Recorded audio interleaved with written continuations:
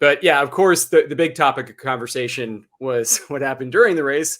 And as I mentioned, William Byron wins when Ross Chastain, it's always Ross, gets into it for the lead with Kyle Larson on a late restart. I'm going to start, Kyle, by I'll read you what Ross Chastain said. By the way, Kyle Larson did not apparently talk to the media after this race, but Ross Chastain said to Fox, he had full commit into one. I got really tight. I drove up and turned myself. I wanted to squeeze him, push him up for sure, but I definitely didn't want to turn myself into the wall.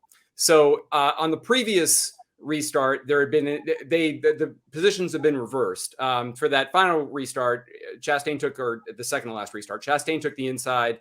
Larson took the outside because Chastain had the lead. The restart before, Chastain was on the outside, and he felt like Larson had squeezed him into the wall, and so the rules were sort of reversed. How did you see, I guess, both of those instances, but in particular, the incident in which both of them got taken out? Well, I thought the incident, I thought what happened when they got to when they took each other out. Okay, so I'm not going to put the blame on either one of them. They took each other out. Was more in line with what Truex and Joey Logano. Truex comes down in the corner, and the car skates up. He pinches Joey against the outside wall, but he's not flush with Joey. He's not this way. He's ahead enough that it turns him into the outside wall. Right. And in the last incident, that's what happened with Ross. Ross, as he said, fully committed. But if Ross had been fully committed side by side, it would have been a different game. But Ross was fully committed a half a car length in front, and it turned him into the outside wall. On the previous, and it gets all complicated when we go back and forth and say previous or this one or that one. But when Kyle Larson did it to Chastain, it was wheel to wheel. It was wheel to wheel. If you go back and look at it, it's fender to fender, door to door, wheel to wheel. There's no offset in them. And that's why they were arguing about who was leading the race, because Chastain was ahead by 6 inches, 7 inches, just because of where they were at right there. So, I think the funny part is when I look at it is you had the 4 cars that wrecked, and Joey had run like junk all day long. So let's say that. Yeah. Let me tell you something. You put Joey Logano inside 5 to go and give him a shot at the win. By God, I don't care if he's in a shoebox. He's going for it, dude. So I've got to say, with those last 2 restarts, that the 4 guys that had a shot to win, didn't give anyone an inch. They didn't give anyone a quarter inch. They didn't give anyone an eighth. They didn't give anyone anything. It was take. Truex was taken. Joey was taken. Larson was taken. Chastain was taken. That's the way it was. Because if you go to the last restart, when Lord Byron is on the outside and Kevin Harvick is on the inside, Kevin gives him tons of room. You know why? Yeah. Because Kevin knows, by the grace of God, he's going to run second in this race, because he does not have a second place car. So Kevin gives him tons of room. So nobody's taken. Taken. Kevin's given at that point in time. So that's the end of the race compared to the other side.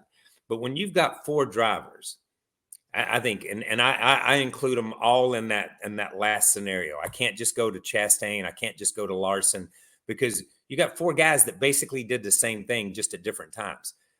I applaud Chastain, because he said, you did it to me once. I'm on the inside next time. I'm going to do it to you. Yeah. You're not going to sucker punch me again. You're not going to catch me in that bad situation. So I think he learned something there. I think he learned he needed to be on the inside. I think he learned something, even though he wrecked, is next time if I'm in that position, don't be ahead. Just be even. You know what I mean? Yeah. Scrub it off on the outside that way. So I think you learned something. But, and you say this, and listen, I got no qualms. You guys know I pull for Chastain. And I don't make any qualms about that. I pull for Lord Byron. I pull for Joey Logano. But but the thing is, once again, is we're in that situation where we're talking about Chastain. And why are we talking about him? We're talking about him because he has an opportunity to win a race. We wouldn't be talking about it if he was 15th or 20th. it'd be a moot point. We wouldn't be talking Yeah. about this. You know what I mean? Yeah. If he was back there racing somebody else, we wouldn't be. Again, the problem is Ross Chastain is here to stay, people. He's here. He showed up. You know what I mean? I mean, he drove through the pack, and the first little bit of the race, he picked up more positions than anybody else. And I think when you look at passes and you look at things that they do, and you look at that team on pit road, that team is a championship contender with a driver that can win races week in and week out, just like Larson can, just like Joey Logano can, just like Truex. So we've added a new name to the list in the last 12 months, and that's what it is. So everybody's going to point at it, and everybody's going to shoot at it. And I've got no problem with it. I like when you guys come out because listen, at the end of the year, Harvick's off that list. You know what I mean? Kurt Busch left the list last year. So there's room on the list, people. There's room. We got to make room for new people. And Chastain needs to be it. So I didn't have any problem with what I saw. Yeah. Yeah. And I think you're right. I mean, he's challenging the establishment. It's not just that he's around guys when they're involved in wrecks. He's around guys at the front. When he's involved in wrecks. All these wrecks seem to happen when he's in the lead. And I'm glad you brought up Truex because I was fascinated by the fact, not just the wreck toward the end with Logano. I agree with you. Like very similar to what was going on with Larson and Chastain. But I also thought like kind of uncharacteristic for Martin Truex Jr. to race that way. Yes. And I saw it especially though, end of stage 2, where Chastain is in the lead. And obviously he's babying it a little bit because he's got Suarez in front of him, his teammate, who's about to go a lap down.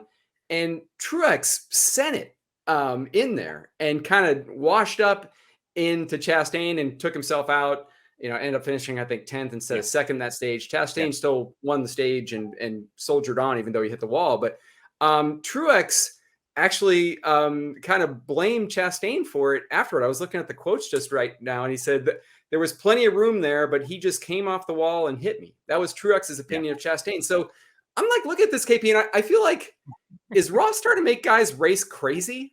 Because that was not a Martin Truex Jr. move to me, both end of the race, but especially end of stage 2. Yeah, but listen. And I've used this a couple of times. Let's go back to last year when Christopher Bell blamed Ross, and when they showed the replay, Ross is not even in the shot. Not even in the shot. You know what I mean? Because that was Richmond, I think. Right. Yeah, that's right. He's just a whipping boy. It's easy. So it's like, so I've got 2 little boys. Okay. I got 3 little boys. I got 3 little boys. And Overton and Cotton and Devant. And Devant is just almost a year old. But if something goes wrong, if you ask Cotton or Overton what happened, they point straight at Devant. He did it. He's crawling. He did. Yeah. He's not even in the room. He did it. You know what I mean? So that's kind of my point is that's the situation. If anything happens, they just point at Ross and say he did it. So I'm gonna say this about the end of that segment, the end of segment 2. That's like what Truex did there, and in my opinion, is like when it's the end of the half or the end of a quarter or whatever in football. And the quarterback makes a bad decision and throws an interception, and it costs the team a field goal or it costs the team a touchdown. You know what I mean? Because they intercept and run it back. Poor decision-making behind the steering wheel to try to make something happen in that corner on that lap at that time. Take your second place, take your points, and move on. And you don't lose that track position that you never made up. He never recovered. He never recovered from that moment. Never recovered from that moment. That was a game-changing, a day-changing moment for Martin Truex and those guys. It just was. So, you've got to take some of the blame for your decision-making, but you would rather, and other drivers do it too. I'm not picking on Truex. You just blame the other guy. I'm just going to blame the other guy. That way it takes the focus off me.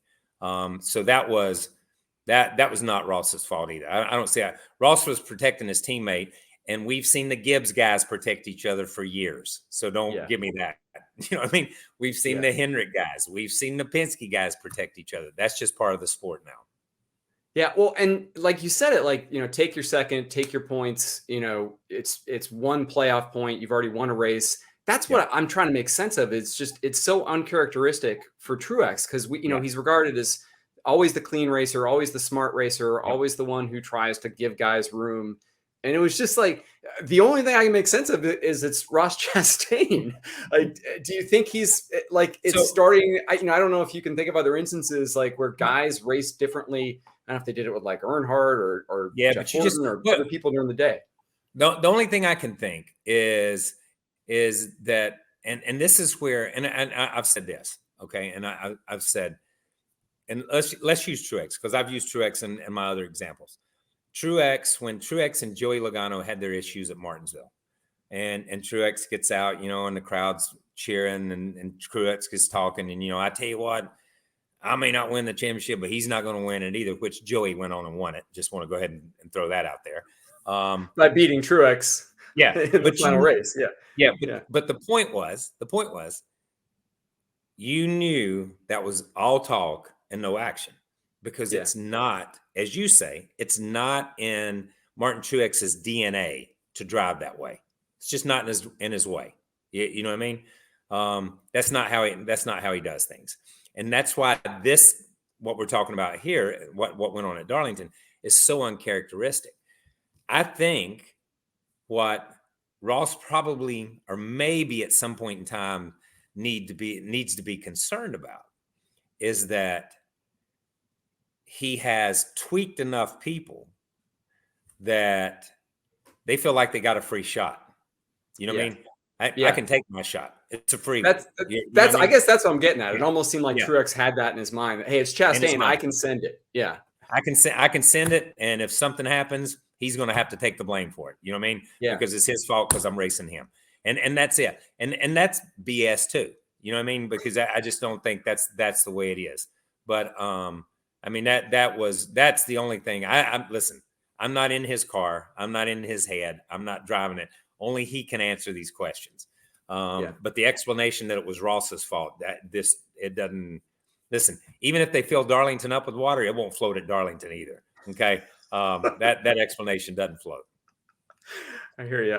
Well, I did want to get your reaction too. Obviously, there was some redux in terms of controversy, starting with Cliff Daniels, Larson's crew chief. Even though Larson didn't address it post race, Cliff Daniels took a shot at Chastain on the team radio. He said that makes 3 races he's taking us out of, and Cliff Daniels made a point of saying, Chevrolet, notice this. That makes 3 races that we've been taken out of by another Chevrolet driver. So Chevrolet, good job. Take notice of this. Rick Hendrick was asked about this post-race during Byron's news conference. He was asked by Dustin Long about this, and Hendrick said, Chastain doesn't have to be that aggressive. You don't just run people up in the fence. He's got but he's making a lot of enemies out there. It's getting really old with guys. It's hard to win a championship when you've got a lot of paybacks out there. Is that what you're kind of alluding to? Is that? Yeah, but let me tell you something. I'm about, I don't know if you can see my eyes, but they're brown. And I'm fed up to my dark brown eyes with that. That's not how you win championships. Yeah. Somebody needs to go back in history and see guys that have driven with that much dedication and that much passion and that much friggin' just commitment that have won championship. Cale Yarborough. I mean, we can go down a list of guys. And earlier I compared Ross to Richard Petty and Cale Yarborough and Dale Earnhardt Sr. Not from driving style, people. If you took that from that comment, I apologize. Not from driving style, from desire, from commitment, from passion, from something that's deep inside of him that's what he does. I'm sorry. That's just what he does. And he's not, and let's be honest, he is not a Rick Hendrick style driver. Okay. Ross is not. Kyle Busch wasn't, but Kyle Busch has gone on to win 60 plus races and 2 championships. Everybody's not a Hendrick style driver. Everybody's not a Penske style driver. But he is a Trackhouse style driver. And I'm going to tell you what, if he was on the open market, he'd be a RCR style driver. I was about to ask you if like Kyle Busch is an RCR driver, obviously he fits that mold. Yep, that's right. But he would be a Stuart Haas style driver. He would Ross Chastain could fit in a lot of organizations and make them better organizations. So I do think, I know And listen, crew chiefs are going to take shots, and that's okay. And this, we have all been on that boat. When you're in the Ford camp, we've heard Ford drivers say, well, there's another Ford driver taking another Ford driver out. I hear you. I hear you. I hear you, man.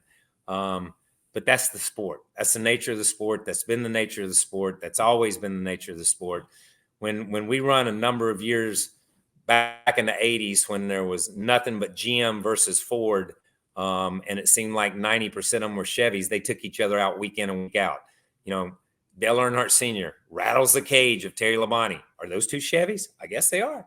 You know what I mean? Yeah. I mean, there's so many times that Dale Earnhardt Sr. rattles the cage of Jeff Bonine at Hendrick Motorsports. Were those Chevys? I guess they were. Yeah. So that comment is just, that's a whine. That's not a comment. That's just whining a little bit. But and rightfully so. They probably look at it and say, I've been taken out of multiple races that we could have won. But at the same time, pit crews take you out of races. Bad calls take you out of races. Drivers running into walls taking you out of races. So if we go back through any driver's career or any driver's year, there's opportunities that every team has to win, or those teams like the Hendrick teams have, that they take themselves out of races. So they don't have to worry about another driver taking them out. So I think that's just a little bit of sour grapes too.